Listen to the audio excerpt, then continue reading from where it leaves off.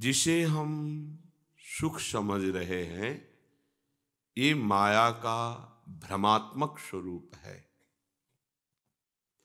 जब तक आपकी बुद्धि पवित्र नहीं होगी, तब तक लाख समझाया जाए आपकी समझ में नहीं आएगा। चाहे जिसकी भी उपासना कर लो, सब उपासनाओं का फल श्री हरि चरणों की भक्ति है। चाहे कोई भी नदी हो, कहीं से भी प्रवाहित हो रही हो, सबका विश्राम स्थल समुद्र जैसे है। ऐसे ही चाहे जो शक्ति हो, चाहे जो महान लोकपाल हो, सबकी आराधना का एक ही विश्राम स्थल है, प्रभु श्री हरि के चरणारविंद। हमें भटकना नहीं है, समय बर्बाद नहीं करना है। जिन सर्वलोक महेश्वर, योग योगेश्वर, महान प्रेम निधि प्रभु श्री हरि के चरणों का आश्रय लेने से समस्त दुखों से छुटकारा मिलता है, उनकी सिवा अन्यत्र भटकने की जरूरत नहीं रह गई है। वही सब रूपों में हैं, पर ये भावना आपकी नहीं है। इसलिए जब तक ये भावना सिद्ध ना हो, तब तक केवल अनन्य होकर हरि चरणों का आश्रय ले। कोई भी आपकी कामना पूर्ण कर सकता है, वो भी अपनी सामर्थ्य के अनुसार। वो सामर्थ्य प्रभु श्री हरि ने ही दी है। चाहे कोई भी देवी हो, देवता हो, लोकपाल हो, कोई भी हो, सबको सामर्थ्य प्रभु ने दी है। सबकर परम प्रकाशक जोई, सबको प्रकाश देने वाले, सामर्थ्य देने वाले प्रभु ही हैं। यदि आप प्रभु से विमुख होकर के किसी अन्य की आराधना से सुख चाहते हो, तो विनाश के सिवा नहीं मिलेगा कुछ, पक्की बात है। या तो उसमें हरि भावना कर लो, या फिर सीधे हरि की शरण में हो जाओ। अन्य भावना करके आप अपनी कामना की पूर्ति चाहें तो कामना की पूर्ति होने पर भी परिणाम आपका दुखद होगा। ये बात मान लीजिए आप। प्रसेनजीत, सत्राजित नाम के दो भाई द्वारिका में ही निवास करते थे। इन्होंने भगवान सूर्य की आराधना की। भगवान सूर्य हरि ही है, दूसरा नहीं है, पर हरि भाव नहीं है उनमें। उपासक में उनके प्रति हरि भाव नहीं है। प्रभु से अलग सत्ता मानकर हम जिसकी उपासना करते हैं, वो अपनी सामर्थ्य के अनुसार आपकी सहायता करेगा, आपकी कामना की पूर्ति करेगा, पर वो आपकी सर्वतोभावेन रक्षा नहीं कर सकता, दुख से निवृत्ति नहीं कर सकता। सत्राजित ने भगवान सूर्य की आराधना की। प्रसन्न होकर भगवान सूर्य ने स्यमंतक मणि प्रदान की। गले में स्यमंतक मणि डाल करके द्वारिका में प्रवेश किया तो ऐसा लगा साक्षात भगवान भुवन भास्कर पधार रहे हैं। द्वारिकावासी दौड़कर प्रभु श्री द्वारिकाधीश के समीप गए और कहा, प्रभु साक्षात सूर्य भगवान आ रहे हैं आपके दर्शन करने के लिए। भगवान ने हंसकर कहा, ये सूर्य नहीं है, ये सत्राजित है, जो अपने गले में सूर्य प्रदत्त स्यमंतक मणि को धारण किए हुए है। 8 भार सोना अपने आप उसमें रोज प्रकट होता था। जहां वो रहती थी वहां दरिद्रता नहीं आ सकती और सुख समृद्धि बढ़ेगी। यह है उसका प्रभाव। पर भगवत विमुख होने पर सब प्रभाव क्षीण हो जाता है। आए द्वारिका में, सभा में आकर बैठे। भगवान ने अपनी तरफ से, वो द्वारिकाधीश हैं, सबकी रक्षा करते हैं, तो उन्होंने अपनी तरफ से कहा, सत्राजित ये स्यमंतक मणि महाराज उग्रसेन को दे दो, ये राज खजाने में जमा कर देंगे और जो रोज इसमें स्वर्ण होगा वो आपको दे दिया जाएगा। इससे आप सुरक्षित रहोगे। स्यमंतक मणि भी सुरक्षित रहेगी और आप जिस हेतु से इसे लाए हैं तो आपका वो हेतु भी पूरा होगा, अर्थात आपको सुख समृद्धि मिलेगी। इसका परिणाम आपको ही मिलेगा, पर आपकी सुरक्षा के लिए हम ऐसा कह रहे हैं। बहुत बुरा लगा उनको। जो देहाभिमानी होता है, मैंने तपस्या की, सूर्य को प्रसन्न किया, समंतक मणि प्राप्त की, और ये कह रहे हैं उग्रसेन जी को दे दो। नहीं, अवहेलना की, चले गए। ये बात हमें समझनी है बहुत ध्यान से। अगर सूर्य में भी नारायण भाव, हरि भाव कर लोगे तो बात बन जाएगी। आप अपने को प्रभु की शरणागत मानोगे, उनकी आज्ञा का पालन करोगे, बात बन जाएगी। वही सब रूपों में है, पर वो भाव उनके अंदर नहीं है, वो समझ नहीं। साक्षात सर्वलोक महेश्वर आदेश कर रहे हैं, समंतक मणि क्या चीज है नीलमणि के आगे, इन प्रभु के आगे समंतक मणि क्या है, कंकड़ पत्थर की तरह है ये सब। इनका महत्व केवल मायाकृत ही तो है, सच्चिदानंद थोड़ी महत्व है। और प्रभु सच्चिदानंद रूपाय विश्वोत्पत्त्यादि हेतवे, ध्यान दीजिए, तापत्रय विनाशाय श्री कृष्णाय वयम नमः। क्या चाहिए तुम्हें?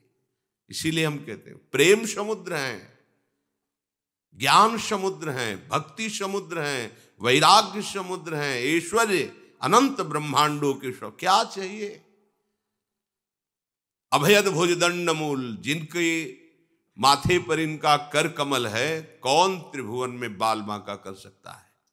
निर्भय, पूरे विश्व में काल की भी ताकत नहीं कि एक बाल भी नष्ट कर सके। समुझ जे आए शरण ते डरत ना काल डर। पर दुर्दशा देखो, भगवान आदेश कर रहे हैं, हम उनके विरुद्ध आचरण कर रहे हैं। सोचते हैं हम अपनी क्रियाओं से, अपनी साधना से या तपस्या से हम सुखी हो जाएंगे। ऐसा ही सत्यराजित ने अवहेलना कर दी भगवान की आज्ञा की। एक दिन प्रसेनजीत ने वो समंतक मणि गले में डाली, शिकार खेलने के लिए गया। सिंह ने घोड़े से तो उसको मार डाला, भाई मरा। कई दिन वापस नहीं हुआ, उसने पूरी द्वारिका में निंदा शुरू कर दी। वो श्री कृष्ण ने कहा था ना, समंतक मणि जमा कर दो, उग्रसेन के खजाने में मैंने जमा नहीं की, मेरे भाई का अपहरण कर लिया गया, समंतक मणि चुरा ली गई। अब नगरवासी काफी विरोध किए कि आप ऐसी निंदा मत करो, प्रभु की एक तो आज्ञा उल्लंघन की, दूसरी निंदा करो। उन्हें समंतक मणि की क्या आवश्यकता है? वो तो आपकी सुरक्षा के लिए बोल रहे थे, पर उनकी समझ में नहीं आया। श्री भगवान कुछ विज्ञ जनों को, सम्माननीय जनों को, पदाधिकारियों को साथ लिया तो कहा जब ये ऐसी बात कह रहा है तो इसको प्रमाण देना चाहिए। तो जंगल में गए, वहां घोड़े के टाप के चिन्ह के अनुसार आगे बढ़े तो देखा घोड़ा मरा पड़ा है, फिर आगे देखा प्रसेनजीत भी मरा पड़ा है और सिंह के पंजे हैं। समझ गए सिंह ने मारा है। फिर आगे जहां सिंह के पंजे के सहारे गए तो वहां एक गुफा थी और वहां सिंह मरा पड़ा था। सबको समझ में आ गया कि सिंह ने प्रसेनजीत को मारा, घोड़े को मारा, और सिंह यहां तक आया तो सिंह को किसी ने मारा। तो जिसने सिंह को मारा वही समंतक मणि ले गया होगा। भगवान ने द्वारिकावासियों से कहा आप गुफा के समीप खड़े रहिए, मैं अंदर जा रहा हूं, जब तक बाहर ना आऊं तब तक मेरा इंतजार करना। चले गए अंदर। देखा वहां जाकर के तो एक नौ किशोरी कन्या उस समंतक मणि से खेल रही थी। दासी ने जे ही देखा, चतुर्भुज अंग की कांति से संपूर्ण गुफा प्रकाशित हो रही, कमल नयन, दिव्य शोभा, चीख पड़ी एकदम। चीख की आवाज सुनकर जाम्बवान जी निकले। जाम्बवान महान बलशाली अद्वितीय योद्धा, रामावतार में भगवान का विशेष पक्ष लेकर के और शत्रुओं के दल का मर्दन करने वाले महावीर जाम्बवान जी थे। 48 मिनट में जिस समय बलि का बंधन हुआ, वामन भगवान ने विजय प्राप्त की। 48 मिनट में संपूर्ण ब्रह्मांडों में घूम घूम कर जय घोष भगवान का किया। इतनी तीव्र गति इनकी। सामने देखा चतुर्भुज भगवान को। भगवान मुस्कुराए देखकर। जाम्बवान ने कहा, मेरी गुफा में प्रवेश करके, यहां भय प्रदान करके, और तुम मुझसे भयभीत नहीं हो, मुस्कुरा रहे हो। तुम्हें पता नहीं मैं कौन हूं, और उनको खुद पता नहीं कि सामने कौन है। जाम्बवान जी इतने बलशाली थे कि भगवान की जब भुजाओं को देखते राम जी की, तो लगता है एक बार तो इन भुजाओं को आजमाए देखे कितना बल है इनमें। तो भगवान ने उस समय कहा, आंतरिक ये है। भगवान ने कहा, इसमें तो तुम हमारे शरणागत हो, हम ऐसा नहीं कर सकते। अपने शरणागत को हम किसी भी तरह से पीड़ा नहीं दे सकते। अगला अवतार होगा, तुम्हें इन भुजाओं के बल को आजमाने का अवसर देंगे। वो अवसर दिया। जाम्बवान जी ने कड़े शब्दों में कहा, तुमको मेरा भय नहीं सताया, मेरी गुफा में आ गए। भगवान ने कहा, भय तो मेरा स्वभाव ही नहीं है, और जो मुझे जान जाता है उसके स्वभाव से भी भय चला जाता है। अच्छा, तुम्हें इतना बल का अभिमान है। जाम्बवान ने प्रहार किया घूंसे का। जाम्बवान के घूंसे के प्रहार को लंकाधिपति रावण भी नहीं सह सकता, मूर्छित हो गया। ये ऐसे महाबली हैं। भगवान के ऊपर क्या फर्क पड़ रहा है। बहुत समय तक युद्ध हुआ अंदर। जाम्बवान का अंग अंग पीड़ा से युक्त हो गया। उन्होंने भगवान का स्मरण किया, राम जी का, और हृदय से कि प्रभु बचाइए मुझे इनसे। अब तो मैं इन पर विजय ही नहीं प्राप्त कर सकता, पर मेरा निश्चय है कि आपके सिवा कोई मुझे परास्त नहीं कर सकता। प्रभु ये कौन है जो मुझे परास्त कर दिया। मैं अंदर से टूट चुका हूं, हार चुका हूं। आंख मूंद कर प्रार्थना की। जब आंख खोल के देखा तो ओहो, अच्छा, मेरे प्रभु इस रूप में चरणों में गिरे। प्रभु अनजाने में आप पर प्रहार किया, मुझे क्षमा करो, मैं तो आपका शरणागत हूं, आपका दास हूं। भगवान ने कहा, आपके अंदर था ना कि मेरी भुजाओं में कितना बल है। अभी तो आपके बल के अनुसार केवल भुजाओं से बल का प्रयोग किया है, मेरी भुजाओं में अनंत बल है। भगवान का बल आज तक कोई पार नहीं पाया। भगवान का बल देखो, अनंत ब्रह्मांड भगवान शेष जी के फण में सरसों की दाने की तरह है। भगवान का बल अनंत बल है। भेंट में जाम्बवती जी को प्रदान किया और श्यमंतक मणि भी दी। कहा, प्रभु आप इसे स्वीकार करें। अब खास बात यह है कि देखो, भगवान की आज्ञा ना मानने के कारण श्यमंतक मणि क्या प्रदान कर रही सत्यराजित को। और ये द्वारिकावासी भगवान के प्रेमी जन हैं, और भगवान ने कहा था जब तक हम गुफा से बाहर ना आए खड़े रहना। एक भी नहीं खड़े थे, सब चले गए थे। 15 दिन हो गए थे, सब चले गए वापस।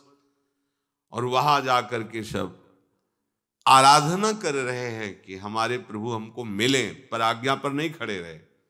इसीलिए ब्रज का प्रेम बड़ा निराला प्रेम है। गुफा जैसा मुंह फैलाए अघासुर बैठा हुआ है, उनमें से कुछ सखा कह भी रहे हैं कि ये तो ऐसा लगता है जैसे अजगर का मुंह हो, पर है बड़ी सुंदर गुफा, चलते हैं घूमने। भगवान के देखो, इस अजगर के मुंह को इनको गुफा समझ में आ रही। एक ने कहा, अगर अजगर का मुंह ही हुआ तो अरे क्या बिगाड़ लेगा, हमारे सखा श्री कृष्ण है। सब अंदर चले गए। भगवान को भी अंदर जाना पड़ा उनको बचाने के लिए। वो भगवान के सहारे से अंदर जा रहे हो, भगवान इनको रोक रहे कि रुकना गुफा के बाहर। अंदर तो कोई गया ही नहीं, रुके ही नहीं। 15 दिन के बाद वापस आ गए। इसीलिए ब्रजवासियों के प्रेम की बात सुनकर प्रभु विकल हो जाते हैं। प्राणों की भी परवाह न करके श्री कृष्ण प्राणों के प्राण, ऐसा प्रेम करने वाले। भगवान आए, पूरे नगर में बात हुई कि शेर ने मारा था, भगवान ने नहीं चुराया था। बड़ा प्रसंग। अंत तो गत्वा अक्रूर जी और सुधन्वा ये दोनों मिल करके समंतक मणि चुराने की बात सोची। सलाहकार कृतवर्मा अक्रूर जी, तो उसने सोचा जब इतने बड़े महारथी, कृतवर्मा नारायणी सेना का प्रधान सेनापति है, वो अक्रूर जी भगवान के भक्त है। सुधन्वा ने सोचा बात बन जाएगी, उसने हत्या कर दी सत्यराजीत की। देखो समंतक मणि, भगवान ने पहले मना किया था और चुरा लिया। भगवान को जब पता चला ऐसा, फिर बलराम जी के साथ उसका पीछा किया कि प्रधान हत्या करने वाला यही है, तो भगवान जब पीछा करे तो बच कौन सकता है। जब उसका उद्धार हुआ तो उसके पास समंतक मणि नहीं निकली। लिया तो इसने था, कहां गए। अक्रूर जी समंतक मणि लेके भाग गए थे काशी। ये बड़ा विचित्र खेल समझो। अगर आप में भगवत निष्ठा पूर्ण नहीं है तो कोई न कोई आपको प्रभु से विमुख कर देगा। आप भगवत आज्ञा का पालन नहीं कर रहे तो कोई भी आपको सुख प्रदान नहीं कर सकता, विनाश हो गया। यद्यपि सुख का साधन थी समंतक मणि, दरिद्रता ने आसक्त बहुत प्रकार से बचाव था और स्वर्ण भी मिलता था, लेकिन कहां कोई सुख हो पाए। भगवत आज्ञा से विमुख कोई भी दैवी शक्ति तुम्हें सुख प्रदान नहीं कर सकती। और सतधन्वा नाम मारा गया, जीवन गया उसका। सत्यराजीत मारा गया, प्रसेनजीत मारा गया। अक्रूर जी की भक्ति देखो, कैसी भक्ति। अपने आराध्य देव को छोड़ करके एक मणि लेकर वहां जाके यज्ञ कर रहे हैं, उन्हीं को प्रसन्न करने वाली चेष्टाएं कर रहे हैं। पर भक्ति का क्या स्वरूप है। सर्वस्व त्याग कर अपने प्यारे से प्रेम करना, किसी और पर महत्व रख देना, ये बड़ी सूक्ष्म बात है। उपासक को एकाग्रता पूर्वक महत्व बुद्धि रखकर प्रभु की आज्ञा का मनन करना है। गोस्वामी जी कह रहे हैं, बने तो रघुबरते बने, बिगड़े तो भरपूर, तुलसी और अंते बने, ता बनवे पे धूर। इस बात को समझो।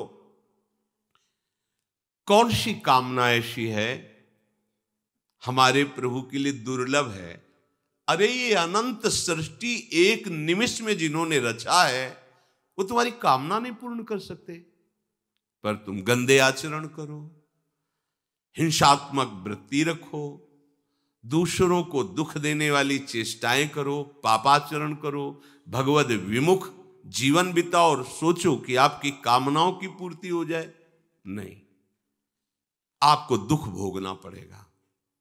यदि आप शास्त्र के अनुसार, भगवत वाणी के अनुसार चलो तो आप देखना एक दिन आप निहाल हो जाओगे। पर हमारा धैर्य इतना नहीं रह गया है। वर्तमान की क्रिया वर्तमान में तत्काल सुख दे, वो चाहे पापाचरण क्यों ना हो, चाहे हिंसात्मक वृत्ति क्यों ना हो, हम लोग अपनी बुद्धि को खो चुके हैं, मलिन कर चुके हैं। परिणाम आते अशांति, दुख, क्लेश, बंधन, और चाहते हैं सुख। अरे भ्रम छोड़िए, भगवत वाणी का मनन करो और उसे आचरण में उतारो, सुखी हो जाओगे, निहाल हो जाओगे। ये माया की ऐसी चाल है जो आपको फंसाती चली जाएगी। आप जब तक शास्त्र विरुद्ध आचरण करेंगे तो शब्द याद रख लीजिए, आप भयभीत रहेंगे, आपका मन विषाद से, खेद से युक्त रहेगा। आपकी सारी सुख सुविधाएं जो जमा हैं उनसे आपको बिछुड़ना पड़ेगा, वो नष्ट होंगी। आपका सहयोगी भी आपको छल करके दुख देगा। आपके प्रियजन ऐसी चेष्टा करेंगे कि आप जलोगे, मैंने इनके लिए किया था और ये ही हमारा साथ नहीं दे रहे। मान लीजिए, जब तक आप हरि की शरण में होकर उनकी आज्ञा के अनुसार नहीं चलेंगे तब तक आपको सुख स्वप्न में भी नहीं हो सकता। विश्वास कर लीजिए, ये भ्रम छोड़ दीजिए कि हम असत आचरण करके, अधर्म आचरण करके, हिंसा करके, व्यभिचार करके, चोरी करके, नशा करके हम सुखी हो सकते हैं।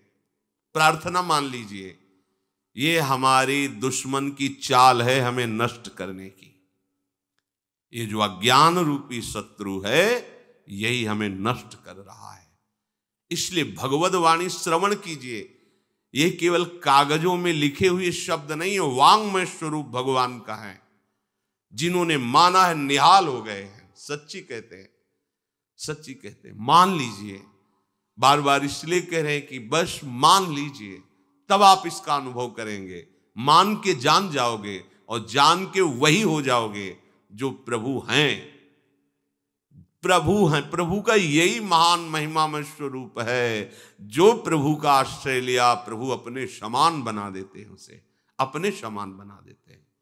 अपने समान क्या, प्रभु अपने सेवक के सेवक बन जाते हैं। आवश्यकता केवल प्रभु की बात मानने की है। प्रभु को तुम्हारे 56 भोग नहीं चाहिए, प्रभु को ये तुम्हारी वस्तुएं, अरे मानो एक माया की जरा सी झलक में मारा घूम रहा है ऐश्वर्य, वो मायापति श्री कृष्ण है। तुम्हारा तोला 2 तोला सोना, ये 56 भोग, ये कपड़ा लत्ता पोशाक, ये प्रभु को चाहिए। अरे इसमें आपका भाव है, दुलार है, बस इस बात को प्रभु देख के प्रसन्न हो रहे हैं। इससे नहीं प्रसन्न हो रहे कि आप बहुत कीमती इत्र लगा रहे हैं, बहुत कीमती। हम आपसे सच्ची कहते हैं, हमारे प्रभु की श्री अंग की जो सुगंध है, उसके आगे यहां जितनी भी सुगंध है वो दुर्गंध के समान है। ये मायाकृत है, वो चिदानंद है। कैसे? पर वो जब हम उस वस्तु के साथ दैन्य भाव से, तो हमारे प्रभु तो देखो इतने करुणामय है कि सबरी जी के जूठे बेर खा रहे हैं। इतने करुणामय है, विदुरानी के हाथ से केले के छिलके खा रहे हैं और वाह वाह कर रहे हैं। इतने करुणामय है, सुदामा जी के तंदुल खा करके हाँ लक्ष्मी प्रदान कर रहे हैं। कैसी कैसी महिमा। आप देखो हमारे प्रभु को। क्या प्रभु को वस्तुएं चाहिए? यदि आप अभिमान करके सोने का मुकुट, 56 भोग और दुनिया का कुछ नहीं, कुछ नहीं चाहिए। दुर्योधन ने क्या नहीं व्यवस्था की थी, देखा भी नहीं भगवान, और विदुरानी जी की उसी समय जाकर मांग कर छिलके पा रहे। हमारे प्रभु को आप चाहिए, आपका प्यार चाहिए। वो प्यार समुद्र है, और आपका प्यार आपके सुख के लिए चाहिए। वो तो सुख समुद्र है, तुम क्या सुख दे दोगे उनको? तुम तो उनकी एक तरंग हो। ऐसी अनंत तरंगे उनकी स्फुरित हो रही, उनमें तुम्हें सुख प्रदान करने के लिए वो केवल तुम्हें चाहते कि तुम उनके हो जाओ। इसीलिए तुमने जो जो अपना माना है, उस अपनेपन को समेटने के लिए कहा जाता है, आप प्रभु की आज्ञा पालन करते हुए अपना सर्वस्व ये मानिए मेरे प्रभु का है, क्योंकि उन्हीं का है। तुमने रचा नहीं है, तुम्हारे सामर्थ्य नहीं कि एक भी वस्तु रच सको। जितनी भी रचना वो सब उन्हीं की माया से रची हुई है। तो आप क्यों नहीं मानते मैं और मेरा ये सब प्रभु का है? ऐसा जीव ही मानोगे, आप आनंद समुद्र में गोते लगाने लगोगे। ज्ञान का मार्ग अत्यंत कठिन है, वही ज्ञान भक्ति से बिल्कुल सहज में आ जाता है, बिल्कुल सहज में आ जाता है। अगर हमारे हृदय में सुख पाने की लालसा है, तो हमें महापुरुषों द्वारा जो मार्ग स्थापित किया गया है उसके अनुसार चलना होगा। गोस्वामी जी कह रहे हैं, ते नर नरक रूप जीवत जग, भव भंजन पद विमुख अभागी। ध्यान दीजिए, कैसी मलिनता छा गई है, कैसी मलिनता। अगर उनको शब्दों से बोलें तो बहुत बुरा लगेगा। इस शरीर में क्या है? अगर यहां से चमड़ी हटा दी जाए तो यहां मलाशय है, मल भरा हुआ है, मूत्राशय है, उनके द्वार हैं। संसार का सबसे बड़ा सुख यही माना जाता है, ये मल मूत्र का भांड शरीर चिकना रहे, स्वस्थ रहे, और इसी को भोगने को मिले, बस यही तुम्हारी पूर्णता है। ऐ सुखराशि स्वरूप भगवद अंश, तो उस प्रकृति के रचे हुए खेल में कभी तृप्त नहीं हो सकता। विचार करके देखिए, आपका मन कहां आपको फंसा रहा है। मल है तो मल द्वार है, मूत्राश्रय है तो मूत्र द्वार है। शरीर में कौन सी खास बात है? पूरा जीवन इस शरीर का केवल नाना प्रकार से भोग करना। रसेंद्रिय अपनी तरफ, घ्राणेंद्रिय, नेत्रेंद्रिय परेशान है। इसमें खास बात कौन सी है जिसमें तुम्हें तृप्ति लग रही है? कौन सी खास बात? अगर तुम मलमूत्र के द्वारों में खेल रहे हो तो मलमूत्र के कीड़े से बढ़कर तुम्हारी योग्यता नहीं।